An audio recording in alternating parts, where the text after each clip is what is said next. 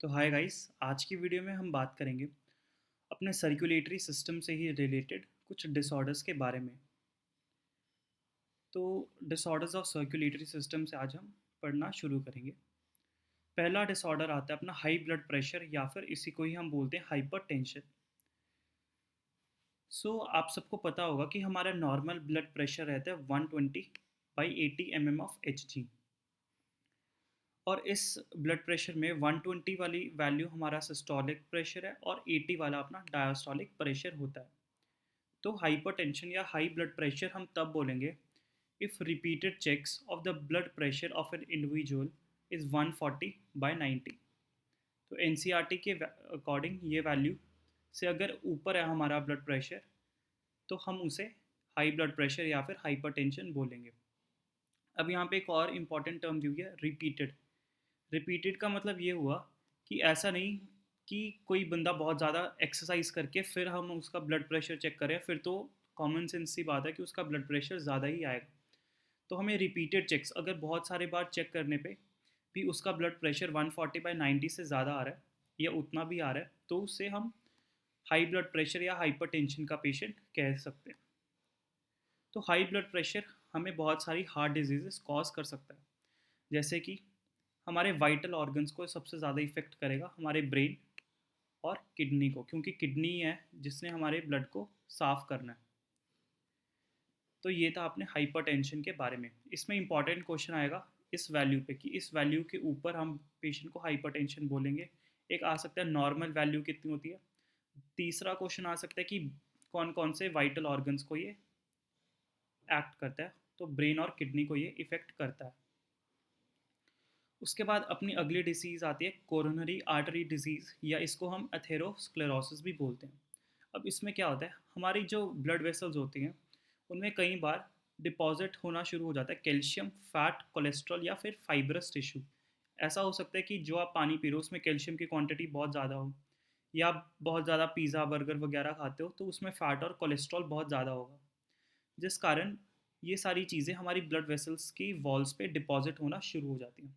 अब डिपॉजिट होने से होता क्या है कि जो इसको हमने कोरोनरी आर्टरी डिजीज़ इसीलिए बोला क्योंकि जो ब्लड वेसल हमारी हार्ट को ऑक्सीजन देने जाती है वो कोरोनरी आर्टरी है, और अगर उसकी ही थोड़ी सी ब्लॉकिंग होना शुरू हो जाए तो हार्ट को इनफ ऑक्सीजन नहीं मिलेगा, जिसके कारण हमें प्रॉब्लम्स आ सकती हैं।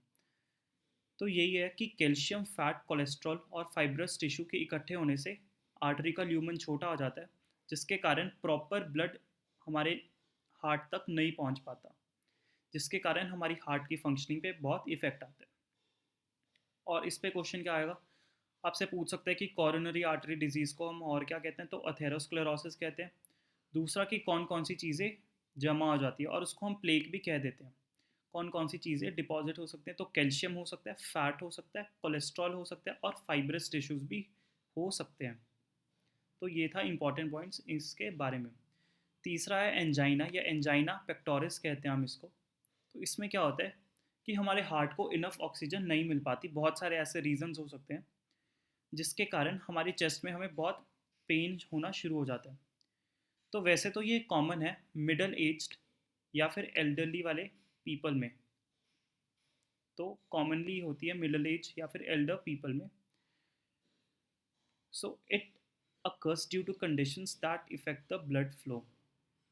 अब अगर हार्ट को ऑक्सीजन नहीं मिलेगी तो हमें चेस्ट में पेन हो सकता है। कई बार आपने नोटिस किया होगा, अगर आप बहुत ज़्यादा अग्रेसिवली या बहुत एक्सरसाइज या वर्कआउट कर रहे हो तो आपको कई बार एक बहुत छोटे टाइम पीरियड के लिए एक बहुत ज़्यादा पेन होनी शुरू होती है। तो उसको भी आप एंजाइना पेक्टोरिस कह सकते हो, क्योंकि तभी यहाँ पे उन्होंने एक्यूट लिखा, मतलब बहुत छोटे टाइम पीरियड के लिए।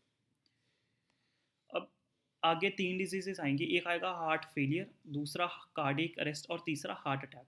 तो हम एक एक करके इनको डिस्कस करेंगे। तो हार्ट फेलियर हम तब बोलेंगे जब हमारा हार्ट एफिशिएंटली ब्लड को पंप नहीं कर रहा। इसका मतलब क्या हुआ कि एफिशिएंटली ब्लड को पंप नहीं कर रहा हार्ट, इसका मतलब ये हुआ कि जो ड्यूरिंग सिस्टोल हमारा heart enough blood is not pump by the ventricle. मतलब जब सिस्टोल होता है वेंट्रिकल का, तो लेफ्ट वेंट्रिकल हमारा ब्लड पुश करता है डिफरेंट ऑर्गन्स में, लेकिन अब हमारे सिस्टोल हो रहा है जब वेंट्रिकल का, तो इनफ ब्लड नहीं पहुंच पा रहा हमारे डिफरेंट ऑर्गन्स तक। दूसरा होता है कि ड्यूरिंग डायस्टोल, मतलब कि जब हम एट्रिया से हमारे वेंट्रिकल में ब्लड फिल हो रहा होता है, तो अच्छे से ब्लड अपने वेंट्रिकल में फिल नहीं होता, जिसके कारण भी हमें हमारा हार्ट इफेक्टिवली ब्लड को पंप नहीं कर पाता। इट इज़ ऑल्सो कॉल्ड, अब हार्ट फेलियर को ही हम कहते हैं कंजस्टिव हार्ट फेलियर। अब इसका ऐसा क्यों कहते हैं, इसका रीज़न है because congestion of lungs is one of the main symptoms of this disease. अब कंजेशन ऑफ लंग्स में क्या होगा कि हमारे लंग्स के अंदर ही कुछ फ्लूइड भर सकता है, जिसके कारण हमारी ऑक्सीजन भी अच्छे से एक्सचेंज नहीं होगी, और अगर ब्लड में इनफ ऑक्सीजन नहीं होगी तो हमारा ब्लड इफेक्टिवली काम भी नहीं करेगा। तो इसीलिए हम इसको कंजेस्टिव हार्ट फेलियर भी कहते हैं। जो लोग स्मोकिंग करते हैं उनका भी लंग्स की तो बुरा हालत होती होती है, उनमें भी एक्सचेंज ऑफ गैसेस अच्छे से नहीं हो पाती, क्योंकि टार जिसको हम बोलते हैं वो उनके लंग्स में इकट्ठा होना शुरू हो जाता है।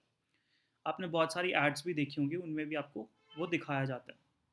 अब दूसरा आता है अपना कार्डियक अरेस्ट। अब कार्डियक अरेस्ट में क्या है कि किसी भी रीज़न से हमारा हार्ट एकदम बीट होना बंद हो जाएगा। अब जिसको कार्डियक अरेस्ट आता है उसका बचना नेक्स्ट टू इम्पॉसिबल होता है, क्योंकि इसमें बिल्कुल भी टाइम ही नहीं मिलता पेशेंट को हॉस्पिटल पहुंचने का। तीसरा है हार्ट अटैक। तो हार्ट अटैक वाले पेशेंट जनरली बच जाता है, क्योंकि उसमें टाइम पीरियड मिल जाता है उसको। तो हार्ट अटैक में क्या होता है कि हमारा हार्ट का मसल सडनली डैमेज हो जाता है due to inadequate blood supply. अब ये भी बहुत सारे रीज़न से हो सकता है कि हमारे हार्ट के मसल को इनफ ऑक्सीजन नहीं मिल रही, जिसके कारण वो अच्छे से पंप भी नहीं करेगा और थोड़ी देर बाद वो रुक जाएगा, मतलब बंदे की डेथ हो सकती है इसमें। अब कुछ ऐसे डिजीज़ेज़ या टर्म्स हैं जो कि एनसीईआरटी में नहीं दी हुई लेकिन आपको कई बार देखने को मिल जाएंगी। वह है टेकीकार्डिया। अब टेकीकार्डिया है कि हमारे जो हार्ट बीट है नॉर्मली 72 टाइम्स होती है, अगर हमारा हार्ट की बीट 90 लगभग 90 से ऊपर चली जाए, मतलब हमारा हार्ट 1 मिनट में 90 बार धड़क रहा है, तो हम उसे कह देंगे tachycardia. Increase in the heart rate approximately 90 beats की होती है। और उसका ही ऑपोजिट, अगर हमारी हार्ट की जो बीटिंग कैपेसिटी है वो 60 से नीचे चली जाए, तो उस कंडीशन को हम ब्रेडिकार्डिया बोल देते हैं। तो ये था कुछ डिजीज़ेज़ और टर्म्स जो कि हार्ट से रिलेटेड हैं। तो इससे हमारा ये चैप्टर भी फिनिश होता है। इसके बाद हम अपना अगला चैप्टर पढ़ना शुरू करेंगे। तो ये वीडियो यहीं पे एंड होती है।